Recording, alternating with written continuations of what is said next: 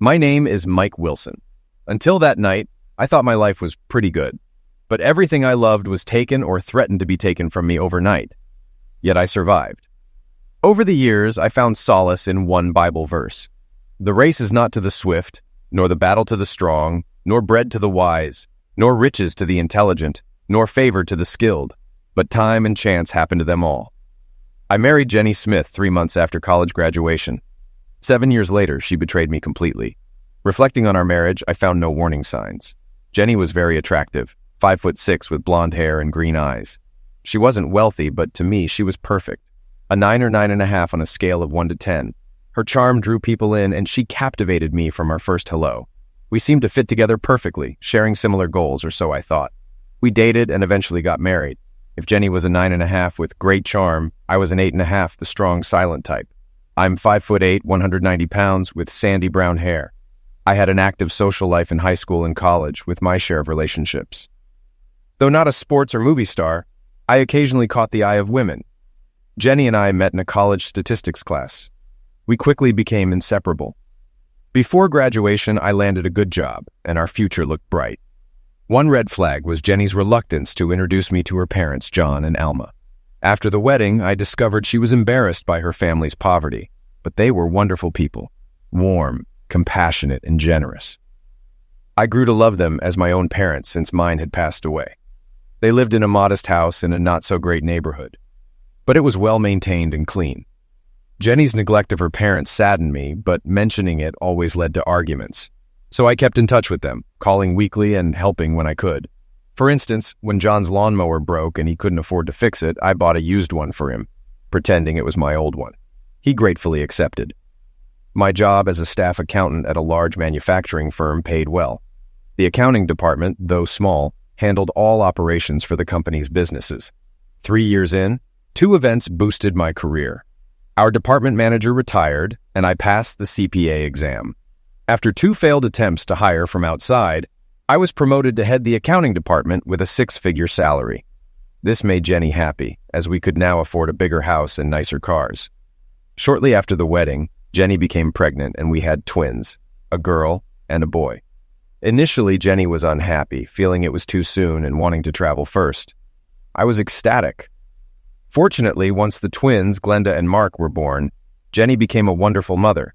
She stayed home for 5.5 years, then got a job as an administrative assistant at a law firm when the kids started kindergarten. I worried she might be led astray, but her boss, Clem Flint, was a devoted Christian with a solid family life.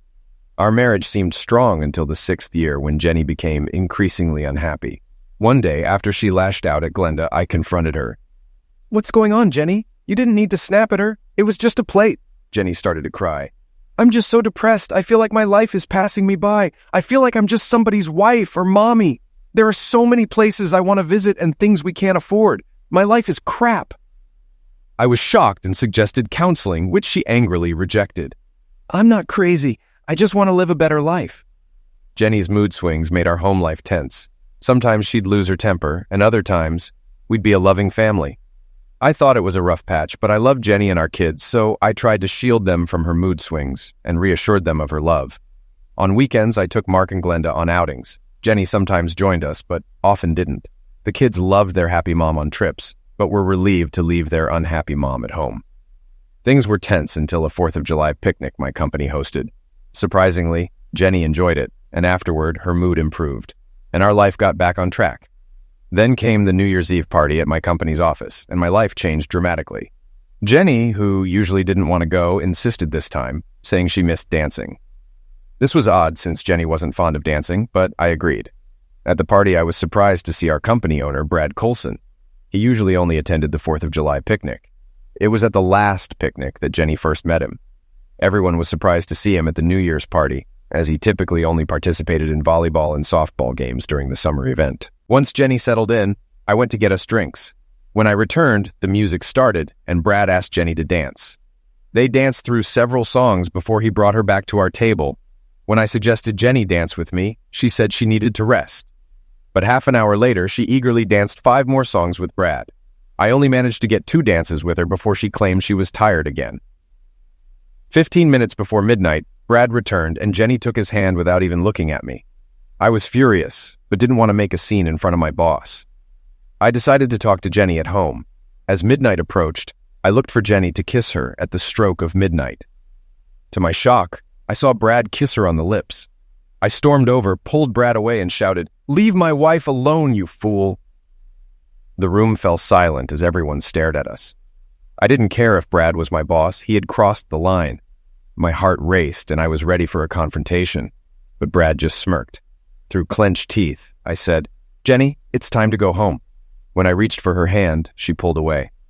"Mike, I'm sorry," Jenny said, holding Brad's hand. "But I'm going with Brad tonight. We'll talk tomorrow." I was too stunned to respond.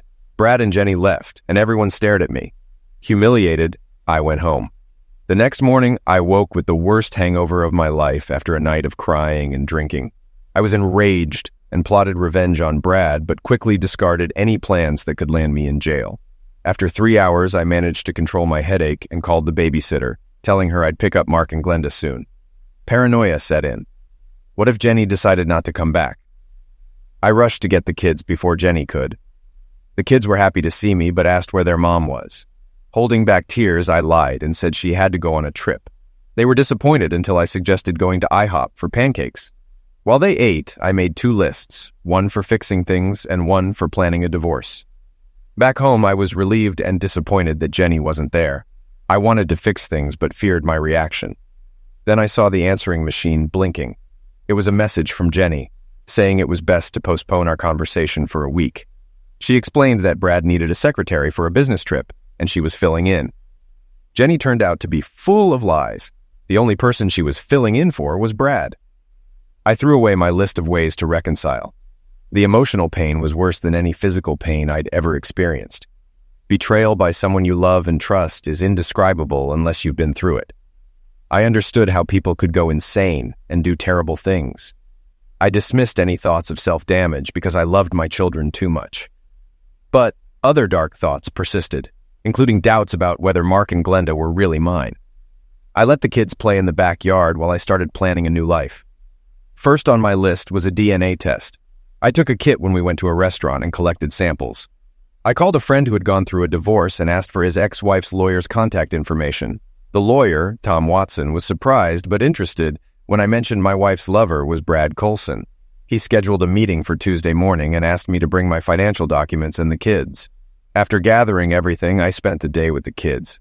We went to Joe's Pizza and I mailed the DNA test. The results confirmed the kids were mine, which was a huge relief. The next morning, I called work to take the week off and went to Tom Watson's office with the kids. Tom's office was large, and he was very understanding and compassionate.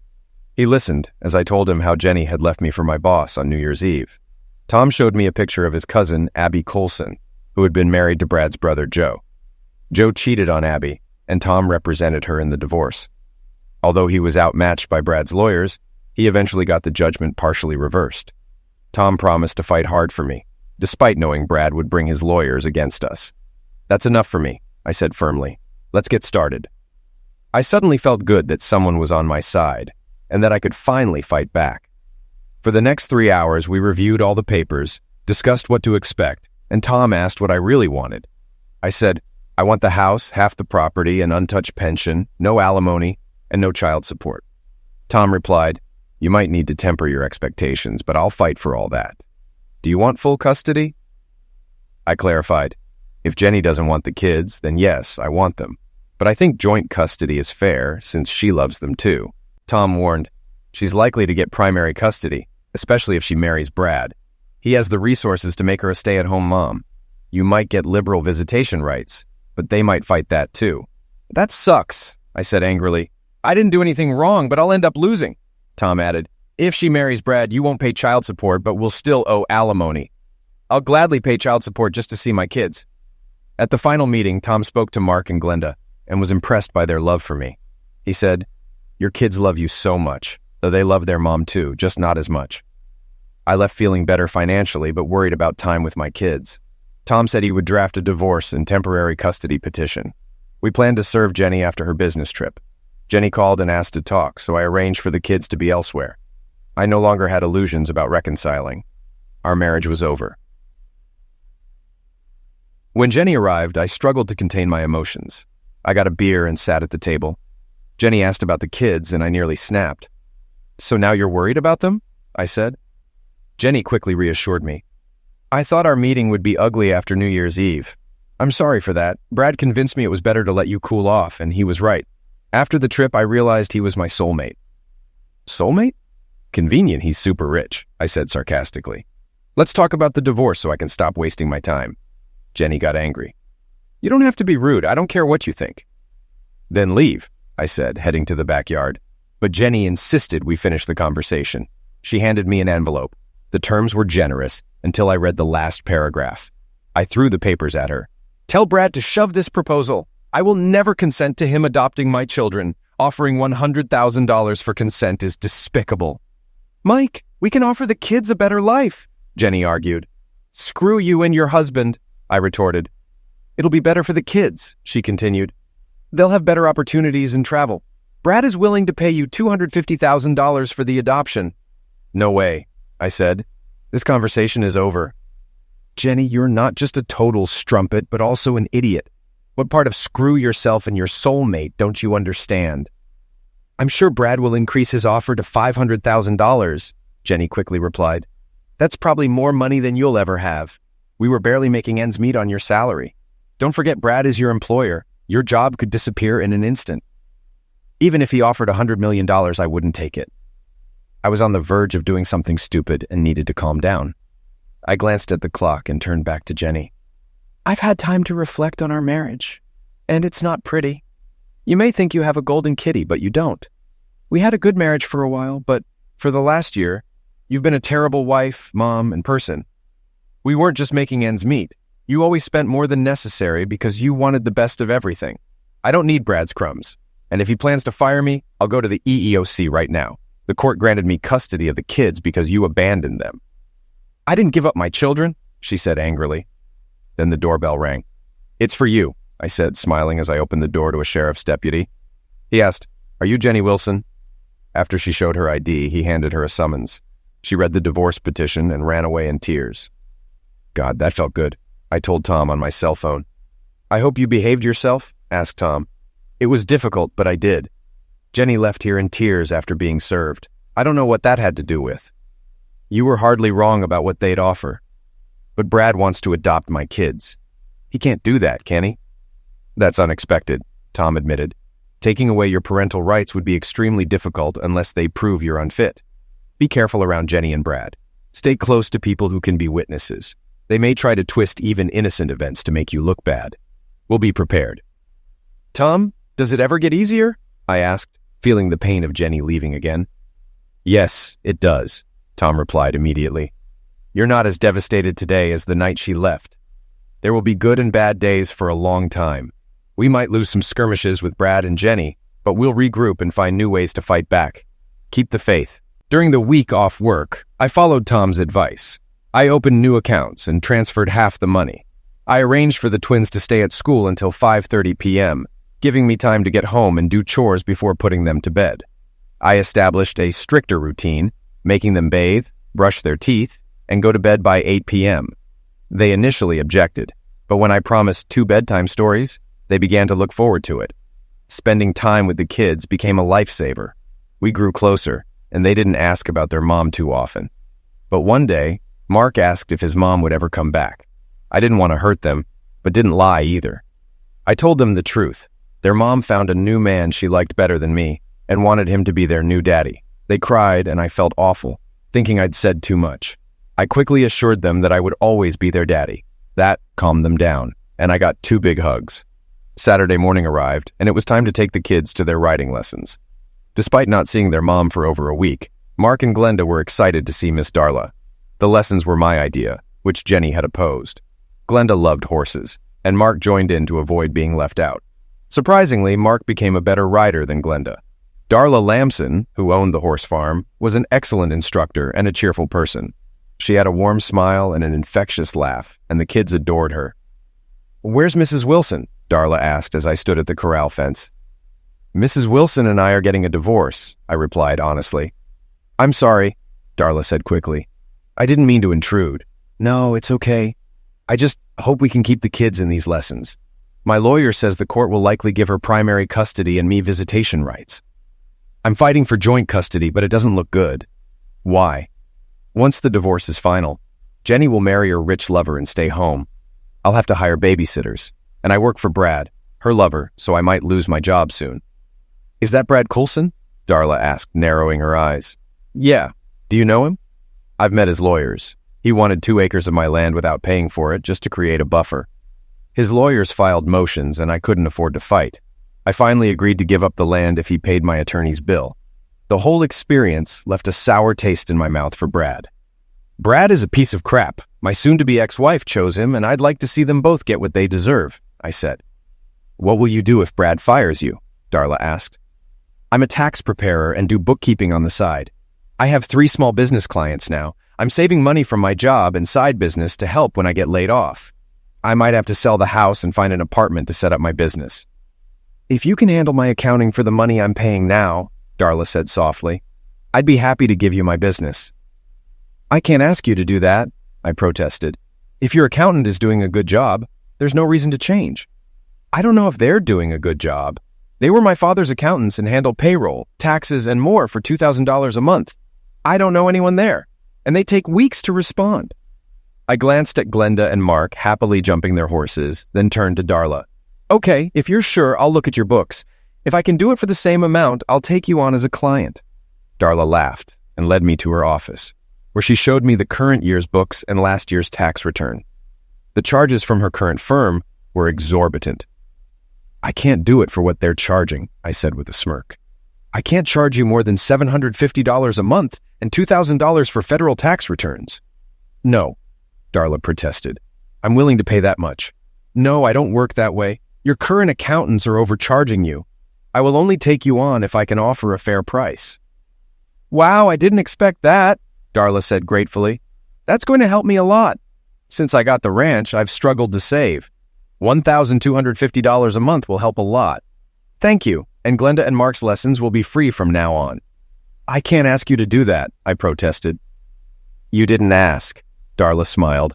Getting Darla's ranch as a client was a big help, but the divorce was just starting to heat up.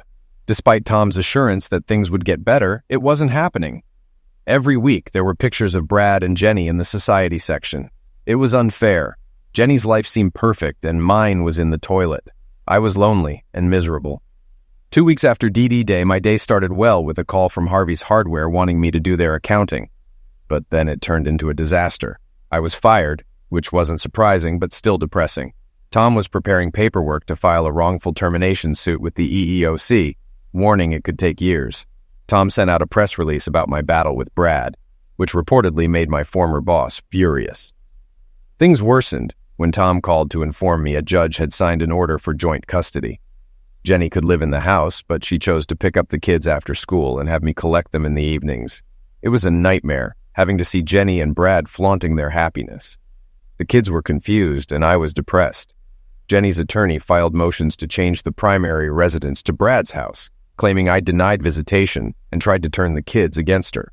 Tom filed a complaint stating I never denied visitation and suggested the judge interview the children. The judge decided the kids would stay with me for now, but required us to share custody every 2 weeks, shuttling the kids between homes. I realized I never really knew Jenny. The first time she picked up Glenda and Mark, she nervously asked me not to complicate the divorce and to let Brad adopt the kids in exchange for full visitation rights. I responded angrily, calling her a conniving cow and rejecting her offer. I called Tom immediately. He wasn't surprised and asked if I had installed cameras. I confirmed that I had cameras in key areas of the house, with more being installed outside the next day. Tom warned that Brad's lawyers might accuse me of mistreatment, but the cameras would help disprove those claims. The days Mark and Glenda spent with Jenny were hard. Brad had an active social life, and he and Jenny often appeared in the society section or on TV, usually with the kids. Jenny looked radiant, and the kids seemed happy, which crushed me. I couldn't compete with Brad's money and felt he was slowly stealing my kids. On the Monday of the 8th week after Jenny left, everything went downhill. I got a call from the school saying Mark and Glenda were absent. When I called Jenny, I asked, "Are the kids sick?" "No. Why would you think that?" she replied smugly. The school called and said they were absent. Oh, that, Jenny said dismissively. I transferred them to Chesterton Primary School. It's a much better school, and it's only 5 minutes from my house. You can't do that, I growled. I can, and I did, she snarled and hung up. I called Tom frantically, but he explained, we can fight the transfer, but since the new school has a higher rating, the judge might allow it. Tom warned me to be vigilant, as this was just the beginning. He was right. On Tuesday, Tom filed a complaint about the school change. On Wednesday, Jenny's lawyers accused me of mistreating our daughter. An emergency hearing was scheduled, but I was temporarily forbidden from seeing my kids. Tom got a court order for more details on the accusation. At the hearing, the judge asked, Mr. Silas, what evidence do you have? The children told their mother, Jenny's lawyer replied. We acted to protect them, Tom spoke up. Your Honor, my client maintains that the accusation is a lie. We have video evidence from Able Security. Mr. Wilson installed cameras inside and outside his home because he feared such accusations. Mr. Silas objected. Your Honor, this is highly irregular. How do we know these videos aren't doctored? The judge sighed. Mr. Silas, the video is stored directly on Able Security's server and in the cloud. It's a secure system. I trust it. The videos were shown, clearly disproving the allegations. The judge warned Jenny's lawyer, false claims will not benefit your client. Tom assured me afterward, we have enough evidence to disprove their allegations. Just stay vigilant and trust the process. When the videos finished, the judge found nothing happened at the time Jenny indicated. After talking to the kids for 20 minutes, he sent them back to the hallway with the babysitter Jenny brought. I'll treat this as a misunderstanding, the judge said. But be warned, Mrs. Wilson, if it happens again, there will be consequences. Your Honor, Mr. Silas stood. While we're here, can you rule on the school change? Yes, the judge said slowly. I've reviewed both schools and agree with Mrs. Wilson that Chesterton Elementary is better. The children said they liked it. I lost a major battle that day. Mike, this ruling is bad, Tom said. It almost guarantees Jenny will get primary custody, but at least you won't go to jail and still have visitation rights. Yeah, but Jenny will find a way to ruin my visits. We'll complain and the court will tell her not to do it. Then she'll come up with something new to make my life hell. Isn't there anything I can do? Tom shook his head. Unless you move to the Chesterton School District and get married, I don't see the judge changing his mind. That Saturday, I took the kids to their riding lessons. Usually I enjoyed watching them ride and talking to Darla, but I was feeling down. My life was a mess. My wife left me, I lost my job, and now she was taking my kids. Hey, Mike, Darla said, sitting next to me. You look really depressed. What's going on? I explained that once the divorce was final, the kids probably wouldn't be coming to class anymore. To get joint custody, I would need to move to Chesterton and get married. But I had no prospects for marriage and couldn't afford to move. No offense, Mike, but your wife is a Class A cow, Darla said. She's been treating me like dirt ever since she signed your kids up. I wanted to tell her off, but I couldn't because of Glenda. I grinned sadly. No offense taken. I agree. We sat in silence for a moment before Darla had an idea. My house and half of this lot are in the Chesterton School District. Why don't you move in, and we can tell everyone we're engaged? That way you'll be on equal footing with your wife. I stared at Darla, then started considering her proposal. It seemed like it might work. I asked Darla to come to my next meeting with Tom to explain the plan. Tom immediately rejected the idea. Mike, I know you're desperate, but a sham marriage won't work. They could give Jenny sole custody if they find out. I was disappointed, but Darla persisted. What if we do get married? We can't do that, I said. Hear me out, Darla insisted. Suppose we announce we're engaged and get married after your divorce. In the meantime, you move into my house. I have 3 bedrooms, so you can have your own. There's even a den for your accounting business. You could pay me a token amount of rent and sell your house. What do you say?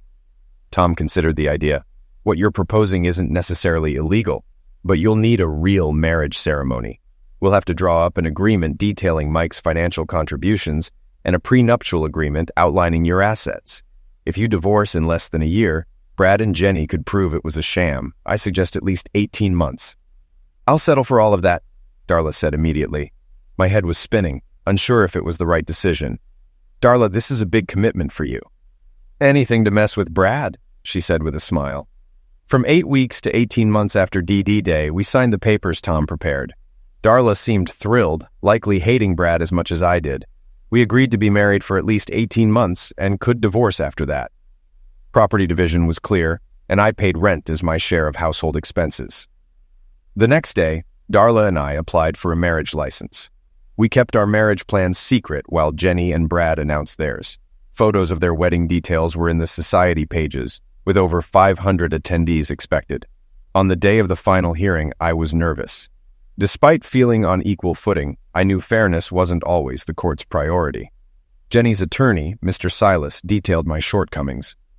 Mr. Wilson is unemployed, struggles to pay his bills, and doesn't live in the Chesterton School District. We also have concerns about his mental state. Objection, Tom shouted, standing up. The judge gave Mr. Silas a hard look. Do you have evidence that Mr. Wilson's state of mind is a danger to the children? Not really, Your Honor, Mr. Silas replied. Then don't, the judge snapped. Mr. Silas continued. Jenny Wilson and Brad Coulson plan to marry.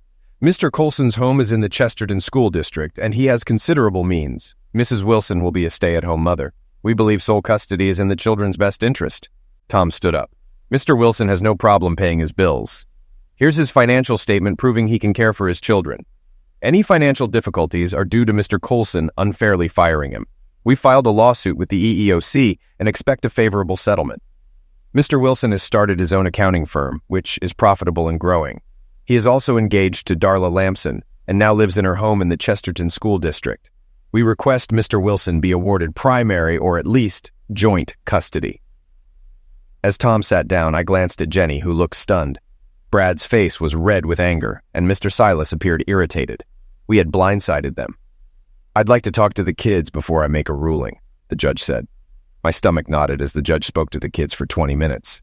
They looked confused when they came out, but they smiled and waved at me, which reassured me. Making a custody decision when both parents love their children is the most difficult part of this job, the judge began. In the end, I have to do what is best for the children. The judge paused, pulling a piece of paper from a folder. Jenny, Brad, and Mr. Silas smiled, and my heart sank. As I said, I have to act in the best interest of the children, the judge continued. Both parents can provide for the children and allow them to attend the same school. The deciding factor was what the children wanted. They want to spend time with both parents. Therefore, I am granting joint custody. The children will spend 2 weeks with each parent, starting this Sunday with Mrs. Wilson. Mr. Wilson will pick them up 2 weeks later. The transfer will take place by 2 p.m. every other Sunday. Are there any other questions?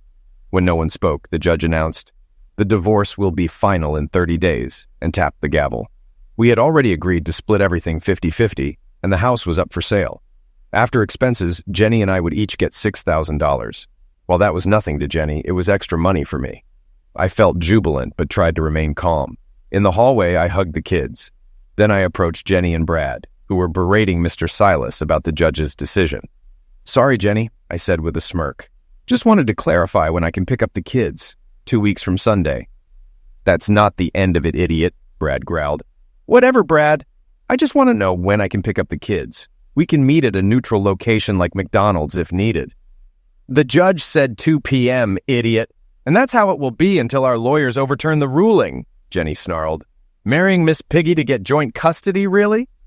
You're just a chatterbox. You're marrying your grandfather, you little crap, I retorted.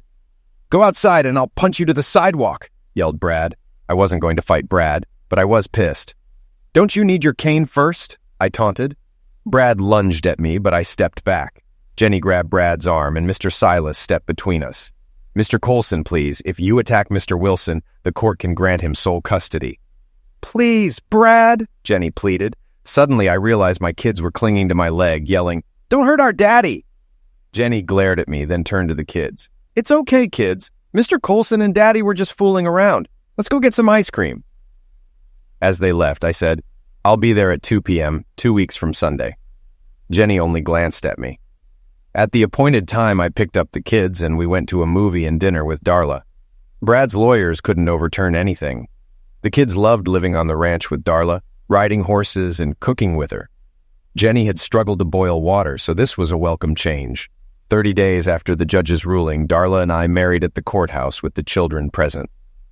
Darla's friend and Tom were our witnesses. I kissed Darla, who looked genuinely happy. A week later, Jenny and Brad's wedding was all over the society papers. Jenny looked ecstatic, but the happiness on my children's faces struck me deeply. As the weeks passed, I hoped Tom's prediction about the pain subsiding would come true. Some days were less painful, but nights were lonely and agonizing. For the first 6 months, I obsessed over getting revenge, but couldn't think of anything without risking jail. Jenny's parents already knew about her, and poisoning my children's minds against their mother was unthinkable. My pain remained acute, worsened by my children's contentment with the new arrangement. They loved Brad's house, raving about the pool, hot tub, game room, tennis court, and mini movie studio. 3 months after the divorce, Jenny began manipulating Glenda and Mark against me, subtly implying I was a bad father for not spending as much money. When they told me this, I was filled with sadness and anger. Darla was furious and insisted we talk to the kids. The next time they came over, I sat them down. "Do you guys think I'm a bad dad because I don't spend as much money on you as Brad and Mom do?" "That's what Mom says," Mark replied uncertainly. "Mark, Mr. Coulson is very rich, which is why your mom married him. I can't buy you everything they can. Compared to him, I'm poor. All I can do is love you. If gifts are important to you, I won't make you come to the ranch anymore." Glenda started crying. "No, Daddy, I want to be with you too." "Me neither," Mark said, tears in his eyes. When the kids returned to Jenny, she was furious. She came to the ranch and snapped, "Why are Mark and Glenda mad at me for picking on their poor daddy?" "Back off, Jenny," I said, and shut the door in her face. Jenny began planning special trips for the kids, like Disneyland, which they begged to go to. This happened every few months, frustrating me. Darla suggested we switch weeks. When Jenny said no, the kids were upset with her, not me. During this stressful time, Darla, John, and Alma Smith supported me. Jenny didn't invite her parents to her wedding, so I invited them to the ranch for a barbecue instead. John, a decorated Vietnam veteran, and Alma stayed the weekend. John taught me to ride horses, and we often invited them over when the kids were with me. Jenny's treatment of her parents broke my heart, but at least Mark and Glenda got to know them. I read many books on divorce and co-parenting. One valuable piece of advice was to gift experiences instead of things. Darla and I took the kids to local attractions, hiking, bowling, and even miniature golf. Darla organized a mini rodeo with a local charity, involving the kids in planning. They were excited to lead the parade and refused Jenny's offer to take them to Disneyland, not wanting to miss their first rodeo. During the first year after the divorce, Jenny continued trying to win the kids' affection, making snide remarks about me and convincing them to spend time with her and Brad. Though it hurt, I never complained. Every night they were with me, I read to them, continuing until 5th grade. Living with Darla, even platonically, was pleasant. She was always cheerful and kind, and working from her den helped grow my accounting business. By the end of the first year, I was earning about 70% of my previous salary. Jenny continued trying to outshine me in the kids' eyes, but Brad eventually lost interest in adopting them and began monopolizing Jenny's time. When Brad traveled overseas, Jenny insisted on taking the kids. Initially, I was against it, fearing kidnapping, but Darla convinced me that Brad wouldn't risk the scandal. The kids loved the trips and talked about them for days. Eventually, Jenny even sent them back alone when Brad's trip was extended. The first anniversary of the divorce passed unnoticed until Tom called, reminding me. Surprisingly, I felt almost no pain or anger. Jenny had become just an unpleasant memory. Feeling guilty for not acknowledging the anniversary, I bought Darla flowers and took her to dinner, which made her radiant. As we approached the 18-month mark, Darla became moody. I decided to find a new place, not wanting to take chances with custody. I found a townhouse in the Chesterton School District with 3 bedrooms, 2 baths, and a 1-car garage. I didn't want to move, loving life on the ranch and my business set up there. Darla had expanded the ranch with my advice, adding 200 more acres, trails, summer camps, and cabins for adults. Her business thrived, earning her almost $200,000 a year. My own business grew, and I even had a secretary and bookkeeper. Additionally, I settled the wrongful termination lawsuit against Brad's company for $250,000, giving half to Tom and saving the rest. The night before the 18th month, I spoke to Darla while the kids were with Jenny. "Darla, I want to thank you from the bottom of my heart. You saved me when I thought I would lose Mark and Glenda. Our contract ends tomorrow, so I found a place to rent temporarily. I hope it's okay if I use the den for another month until my office is ready. I didn't expect her reaction. Darla burst into tears and ran to her bedroom. Stunned, I knocked on her door, but she didn't answer. That night, I felt deep anxiety. Although we were married, we had never been close. I cared deeply for her, but I had kept my distance, fearing to offend her. Except for occasional hugs or kisses on the cheek, we went our separate ways. Around midnight, a violent thunderstorm broke out. Lightning struck close to the house, waking me up. My bedroom door opened and Darla slipped in. "Mike, I'm terrified of thunderstorms," she whimpered. "Can I sleep with you?" "Sure," I said, lifting the blanket. Darla snuggled up against me, shivering and undressed. "I'm very afraid of thunder and lightning," she whispered. I hugged her tightly. "Please, Mike, I know you don't love me, but I need you to make love to me at least once before you leave." In that moment, I realized my deep feelings for Darla. It wasn't the same love I had felt for Jenny, but a mature friendship that had grown into something more over 18 months. Making love to Darla that night completed my healing. "Darla, I don't know if it's love, but I know I never want to leave you. At first, I thought we were just friends, but my feelings grew over the months. I wanted more, but was afraid you didn't feel the same." "Oh, Mike, I loved you almost from the start. When Jenny left you and we pretended to be married, I thought I had a chance. But when you said you were leaving, I was devastated. I love you so much. Please give me a chance." "I'll only leave if you kick me out," I said, kissing her gently. "This is my home and you are my wife, now and forever." 18 months to 10 years later, we woke up to a sunny day. I had a new perspective on my life. Despite the betrayal, I had come out in a better situation. The pain and anger were gone, and Jenny was just an unpleasant memory. What started as a sham marriage was now real and loving. I decided Darla and I needed a honeymoon and asked where she wanted to go. Instead of Paris or Hawaii, Darla chose Montana. "Why Montana?" I asked. "My daddy loved working on a ranch there and always told me stories about it. I always wanted to see it, but didn't want to go alone." "Why didn't he buy a ranch in Montana?" "He hated winters." We spent 2 weeks in Montana, including a week at a working ranch. Darla got many ideas for her ranch, but the best part was our nights together. When we returned, the kids told us Jenny and Brad had left them with a nanny while they traveled to Europe. The kids were unhappy with the strict nanny. When Jenny picked up the kids, I asked her about it. "Jenny, the kids told me you and Brad went to Europe and left them with a nanny." "That's none of your business, Mike. Don't start." "I'm not trying to pick a fight. If you have to travel, we'd love to take the kids rather than hire a nanny. We were traveling this time, so we couldn't help. I'm just saying it's an option." "The custody agreement is clear. 2 weeks here and 2 weeks at Brad and my house," Jenny said, then told the kids to get in the car. The next day, I told Tom about my conversation with Jenny and my proposal. He advised waiting to see if it happened again. 6 weeks later, it did. Tom filed for a custody modification. Jenny called me, outraged, saying she would never agree to changes. Tom warned the court might side with her, but I wanted to try. At the hearing, Jenny's attorney, Mr. Silas, seemed displeased to be there, and Brad wasn't present, only Jenny. "Your Honor, this is a waste of the court's time," Mr. Silas said. "The custody agreement has been working for almost 2 years. My client sees no reason to change anything." "Your Honor, we're only trying to do what's best for the children," Tom objected and laid out his arguments. "We understand Mr. Coulson travels frequently and wants his wife to accompany him. We are simply asking Mrs. Coulson to allow the children to stay with their father while she is away. If she returns before the 2 weeks are up, the children will be returned to her residence at her convenience."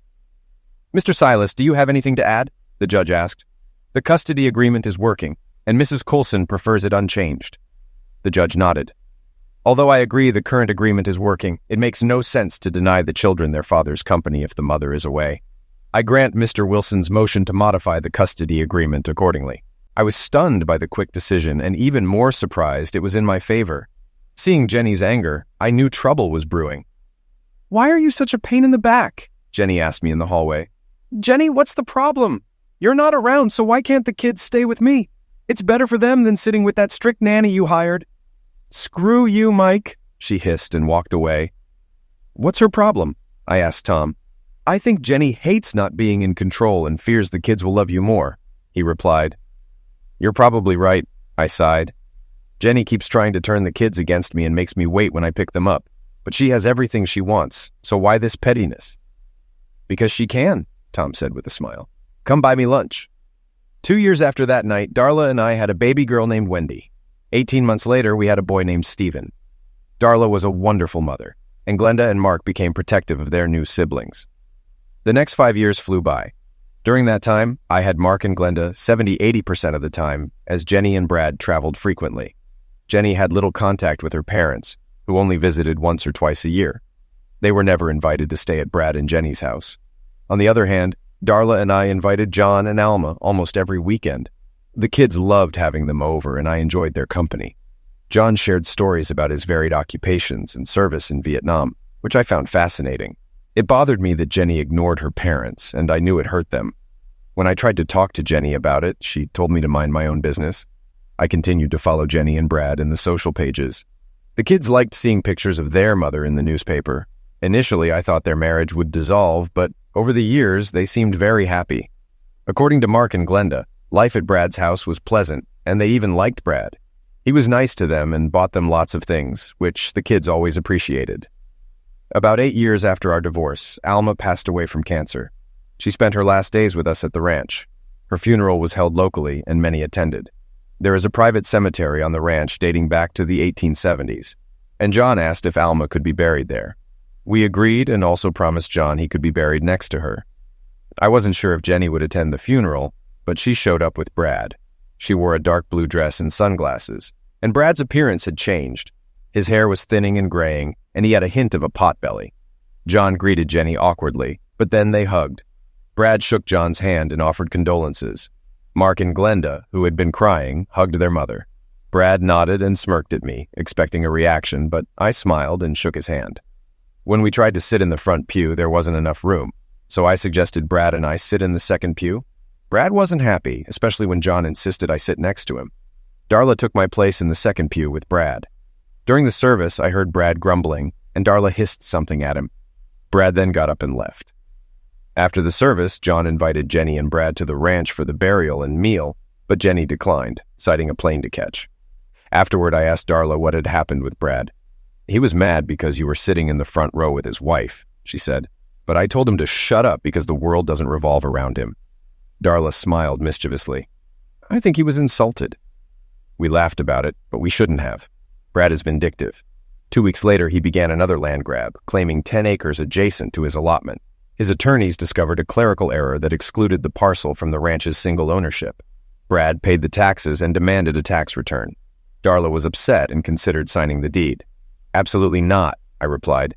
"Brad is bullying you for insulting him. Fight back." The court sided with Darla, stating the county was responsible for the tax error and limiting the tax payment period to 5 years. After that, I rarely saw Brad in person, only on social media. Jenny and Brad traveled frequently, and I mostly picked up the kids from their staff. The kids spent about 9 months a year with me, as they grew to hate going back to their mother's house. Brad had become moody, and Jenny was often absent. Then, news broke that Brad had filed for divorce from Jenny. It shocked me and confused the kids. A few weeks later, we learned Brad had caught Jenny cheating with billionaire Thad DeMont. This explained everything. Thad was not only richer than Brad, but also younger. Darla and I couldn't help but be amused by this turn of events. Shortly after Brad and Jenny's divorce, Jenny married Tad.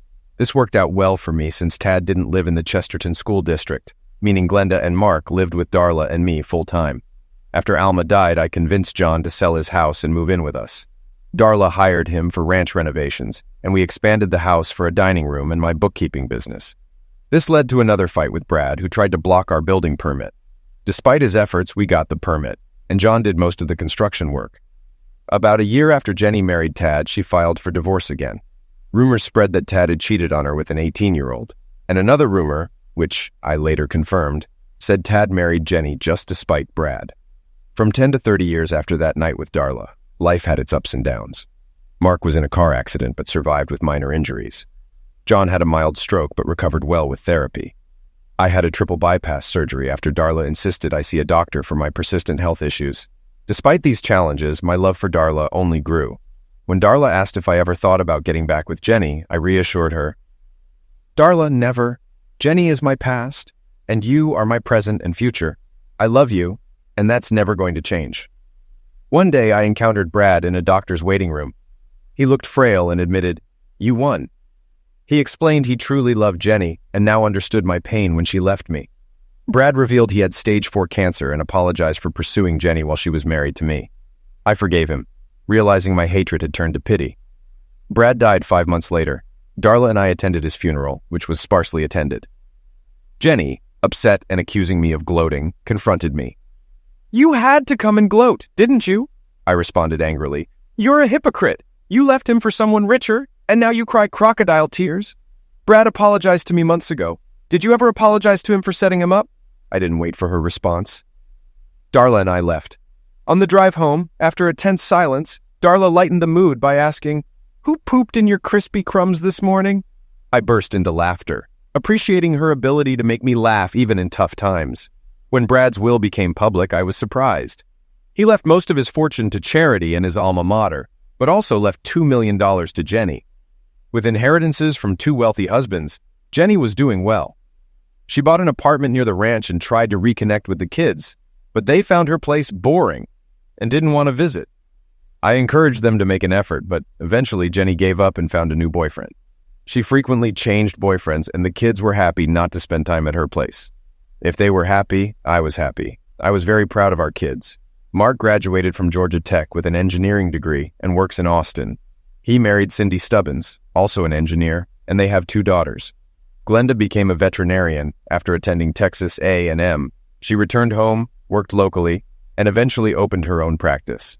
She married Todd Amberson, another vet, and they have 2 boys and a girl. My grandchildren spend more time at the ranch than at home, and they adore Jenny's dad, John. Our daughter Alma graduated from the University of Texas with a teaching degree and now teaches 3rd grade at Chesterton Elementary. She married Jerry, a chemistry teacher at Marion Middle School, and they are expecting their first child soon. I love having grandchildren. They are a joy to spoil. Mark also married a lovely girl named Sally, whom he met on vacation. They have 3 children and are expecting a 4th. Despite her petite size, Sally has no trouble carrying their children. The years flew by, and Darla and I celebrated our 30th wedding anniversary. I rarely saw Jenny, and the kids had little contact with her. Time had caught up with her. She was no longer the beauty she once was, and hadn't had a boyfriend in years. She called her dad occasionally, but their conversations were short, and John was often depressed. He admitted he didn't know what to say to her, which saddened me. As Christmas approached, I went to the mall to shop. Knowing I'm terrible at picking gifts, I bought gift cards instead. After finishing my shopping, I went to the food court for a Chick-fil-A sandwich and lemonade. I noticed Jenny sitting alone, watching families pass by. She had gained weight and had visible age spots and wrinkles. Despite still being attractive for her age, the loneliness in her eyes was evident. I decided to join her. "Hey, mind if I join you?" I asked, placing my sandwich and drink on the table. "What do you want?" snapped Jenny. I was surprised by her hostility. I picked up my sandwich and drink. "I don't need anything. I just wanted to say hi. Sorry for bothering you. I'll find another table." A look of pain crossed Jenny's face. "No, I'm sorry. The holidays bring out the worst in me. Please, have a seat. I want some company." "What brings you to the mall? Christmas shopping?" I asked, taking a bite of my sandwich. "Mike, I haven't done Christmas shopping since Brad and I divorced. I just send checks, and the kids appreciate them for the grandkids' college funds." "I know," Jenny replied, watching a couple with a baby stroller. "They tell me in thank you notes." "So why are you at the mall? You never like shopping." "I just wanted to be around people," Jenny replied, watching a couple wrangle their kids. "Everyone in my house is gone for the holidays." "And what are you doing for Christmas? Not sitting alone in your apartment, right?" "Of course not," Jenny replied. "I have reservations at Chez Francesca and plan to watch the new Tom Hanks movie." "No, you're coming to the ranch for Christmas. Your kids and grandkids will be there, and your dad too. It'll be fun." "I can't do that. I'll be an inconvenience." "Nonsense," I said, picking up my trash. "You're coming. Be there by 7 to see the grandkids open presents. Dinner is at 3. Darla wasn't pleased when I told her Jenny was coming for Christmas. "Why did you invite her?" she asked, her eyes flashing with jealousy. I hugged and kissed her. "Is my wife jealous? Stop it, Mike. I'm serious. Jenny will make everyone feel awkward." "That's what she said, but I couldn't let her spend the day alone." "What's up with Jenny?" John asked, entering the room. "I invited Jenny for Christmas," I told the man I considered my second father. "She said she was coming." John's eyes lit up, and Darla noticed. "Jenny tried to excuse herself, but I didn't take no for an answer. Whether she comes is up to her.